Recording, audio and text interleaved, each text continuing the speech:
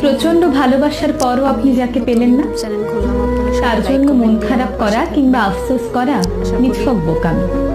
বরং আফসোস তো সেই মানুষটা করবে যে আপনার এই তীব্র ভালোবাসা, আদর, যত্ন উপেক্ষা করে ভালো থাকার লোভে অন্য কাউকে বেছে নিয়েছে।